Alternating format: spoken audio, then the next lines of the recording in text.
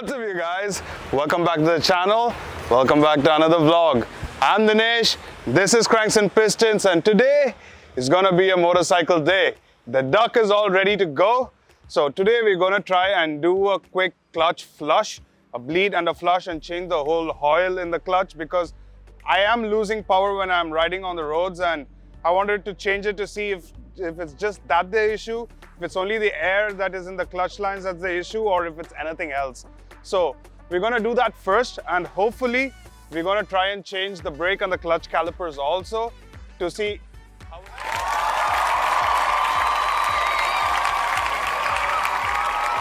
So let me first give you guys a quick introduction on the hydraulic clutches. So there are two ways that you can bleed the clutch, either from the down to the top or from the top to the bottom. So you can either fill the reservoir on top and suck the new oil out of the bottom nipple, or you can empty the top and push some new oil down from the nipple. So what we're going to be doing is we're going to empty the top reservoir, put in some new oil, and then put a suction pump at the bottom nipple, and then pull the air out and pull all the old oil out, and which will clear out the clutch lines fully and remove all the air and replace the old oil with the new oil. So first I'm going to show you guys what are the tools that we're going to be using.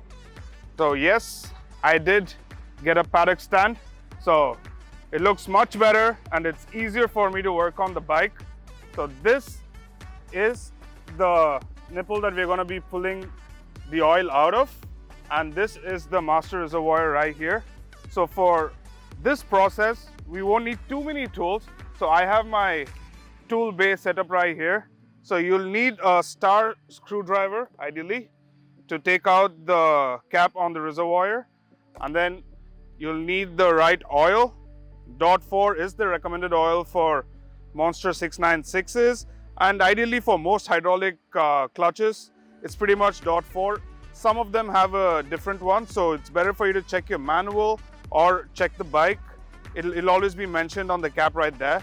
And then we're going to need an 8-inch spanner right here, and we're going to need the suction syringe. So a lot of people use a couple of different things for sucking out the oil or bleeding the clutches. So they either use a mighty vac, which is more of a pressing mechanism than this one. So I wanted to try it in a different way, so I thought I'd give this a shot. So first what we're going to be doing is removing this. Once we remove this, we're going to take the old oil out of it as much as possible, clean it up with a paper towel, and then we're going to pour some more new oil into it, and then we're going to loosen that up, and then we're going to suck all the old oil that is in the clutch lines already present inside. We're going to pull all that out, and since we have the new oil up here, it's going to bring the new oil also down, and we're going to take it all out. So let's start the process and we learn on the hop. Now, getting on with the process. Wish me luck, guys. The first step is going to be to remove the master reservoir covers. You can use a power drill or a screwdriver to remove the top.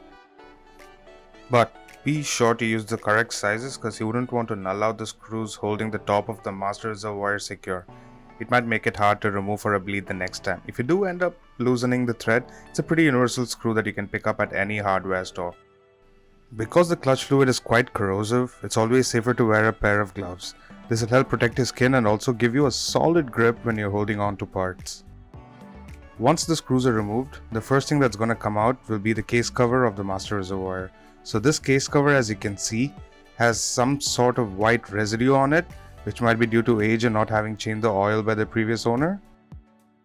Next, the master reservoir is covered with a rubber seal to keep the fluids in and not let it spill out. As you can see, the rubber seal also has some white residue left over on it, which is not a big issue, but would have been better not to have it. Now I'm going to keep this aside to clean out before putting them back on. You can see now that the fluid is not really at the correct level and seems to be a bit cloudy. This means that the fluid has not been changed in quite a while. So first, we're going to remove the fluid out of the cylinder, but keep in mind to not empty it out fully, which will introduce more air into the system. Then you will have to do the flush multiple times all over again.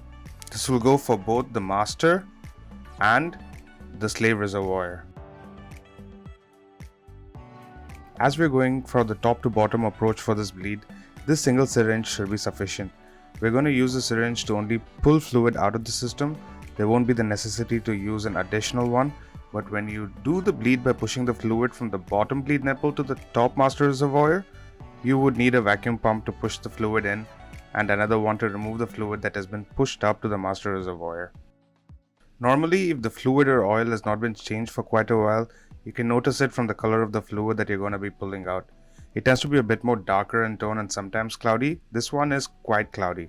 Now that I've removed the old oil from the master reservoir, I made sure to leave some oil in it to maintain the air seal.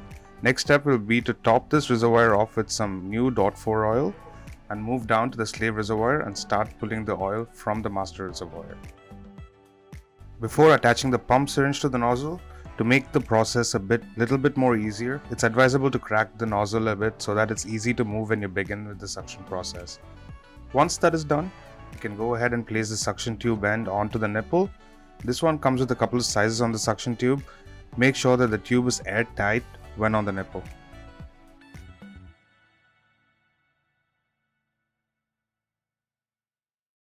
Before you start the suction process, it's better to pull on the syringe a couple of times to remove the excess air from the tube prior to moving the spanner to loosen the nozzle. Once you feel confident that it is airtight, you can go ahead and open up the nozzle for the oil to be sucked out. I'm doing it a bit slower as I'm doing it alone and don't want the master's reservoir to go dry.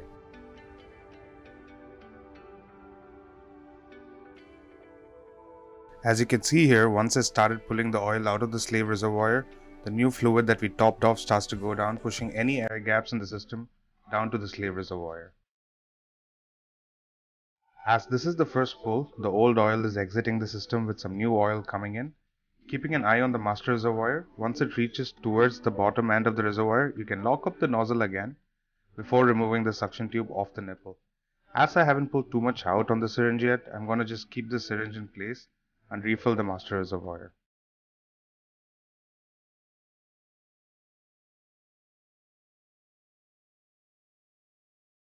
As the clutch and brake oils are corrosive, it's safer to place a couple of rags around the reservoir to protect the surrounding elements if there is an oil spill.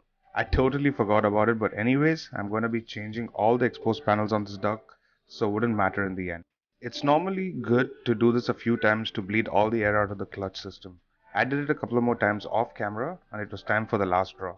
This process is pretty simple and mostly repetitive till you get the result that you want, and that result in this case would be to be extracting clean oil out of the clutch.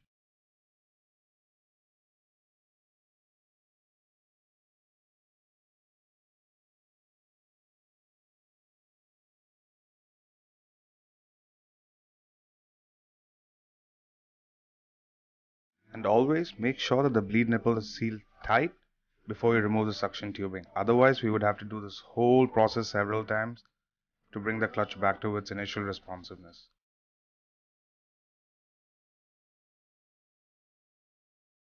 That's about it. Once the oil is exiting and it's cleared out, you can go ahead and remove the pump tubing and clean up the bleeder nipple for any leftover oil and close it up with the rubber casing that's provided. Once it's all cleared up, next we just have to top off the master reservoir, and here I've cleaned out all the white stuff out of the case covering, made sure that the oil is at the right level. If you fill it up too much, when you place the rubber seal on the reservoir, the oil might spill out, making a bit of a mess around. So be a little bit careful, put it in slowly, don't rush, take your time doing it.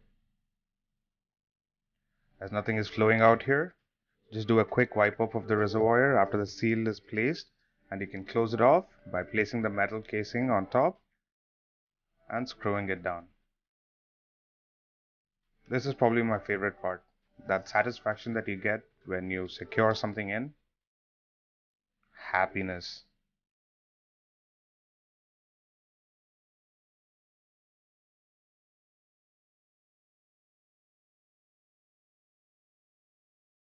Now, when you hold on to the clutch, you'll be able to feel a bit higher tightness when you pull it in.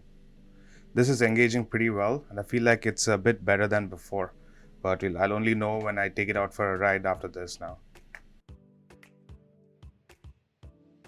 Now that this is done, we can move on to changing the clutch and the brake levers. As you've seen from the previous videos, this 696 had different clutch and brake levers, trying to give it the legit monster feel, but I had something better in mind. As a replacement for these two levers, I went ahead and got myself a couple of aftermarket adjustable levers. These, I have to say, are pretty rad looking and have really good and solid feel to them. You can see that this has a wiper-like design, which is pretty cool, and they're also shorter in length, which will make them look better once they are on the handlebar.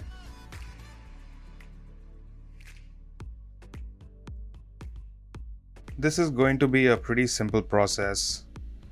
The first step is to remove the nut and bolts holding the clutch lever in. In this case, there's only one bolt at the bottom here holding it in. Once we remove the bottom bolt, the top nut right here will come out, letting the lever go free. To remove the bottom bolt, I'm going to use a universal spanner normally. Different bikes have different size bolts, so have a universal spanner in the toolkit. It's always helpful. This specific bolt is a 14mm one. Once that is out, we can now pull out the securing pin.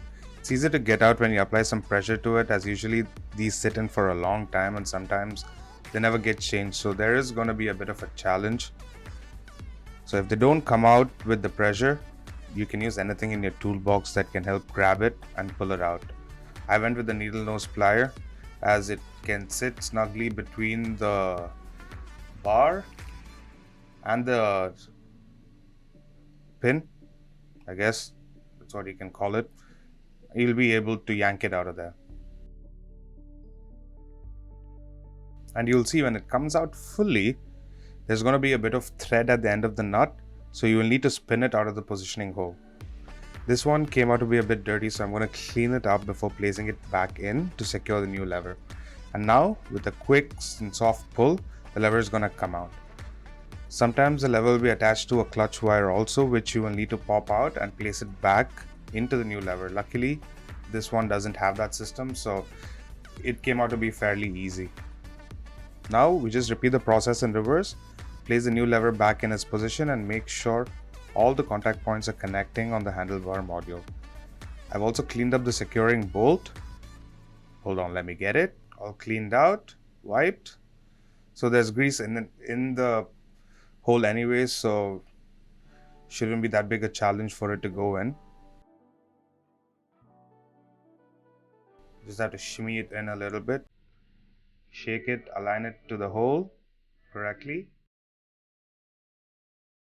And again, you can use a spanner or a hammer to knock it in also, but that might damage the lever, so you got to be a little bit careful.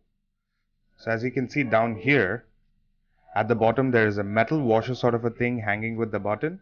This connects the clutch engine system, telling it when a gear is changed. This has to go into the bolt before putting the nut back on to secure the lever.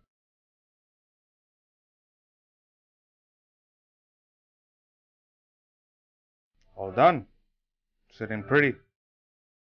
Now that it's on the bike, it seems so different from the previous levers.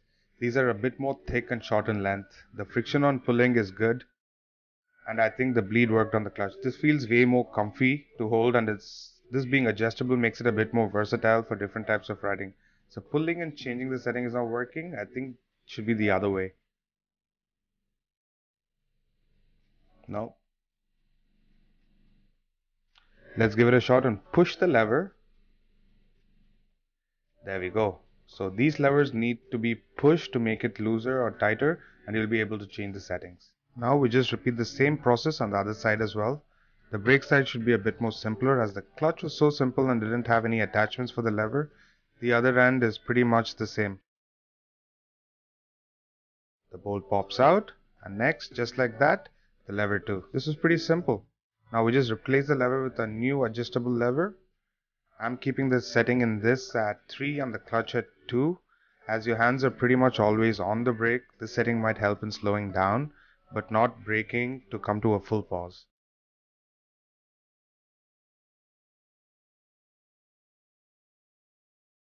I usually slow down more by gear change and rev matching rather than full on braking, so this works out really well for me. If you guys also ride the same way, give this a shot. All the links are in the description, guys, for everything that I'm using in this video, so it'll be easier for you guys to locate it. So that is it, you guys. All done. We bled the clutch, changed the calipers, which is pretty simple. I expected it to be a little bit more harder, but it turned out to be really easy. The clutch as well. It's because probably I did enough research so that I knew what to do. So the whole process took probably 15-20 minutes max, because this is the first time I'm doing it, and as I keep doing it, I'm sure I can cut the time down probably to 10 minutes and get it done as soon as possible. So if you guys do try this out on one of your motorcycles and it works well, do let me know down in the comments which motorcycle you tried it on and how it came out to be. And if you guys learned anything out of today's video, smash the like button, you guys. Or if you just enjoyed it as well, not just learn, if you just enjoyed watching this, smash the like button. And if you want to keep watching the content, smash the subscribe button as well, so that you get notified for any future uploads. We're going to be working more on the Ducati. We're going to do the tail taddy kit, and also we're going to do the body panels on this bike. And I'm going to be working on the E46 as well. I got some iridium spark plugs for the E46. Lisp, I need to get some water. So I got some iridium spark plugs for the E46, and that's going to be fun. I'm going to change that out, and I'm going to do an oil change and a filter change, even the air filter. So that's going to be a fun process. That's going to be a good learning process for us. So do stay tuned. A lot more content coming up, a lot of DIY content, and also we're going to head out. It's vacation season now. That's why beard's growing out, and we're going to head out and join other people on for their New Year drives and Christmas drives as such. So do stay tuned, and I'll catch you guys on the next one.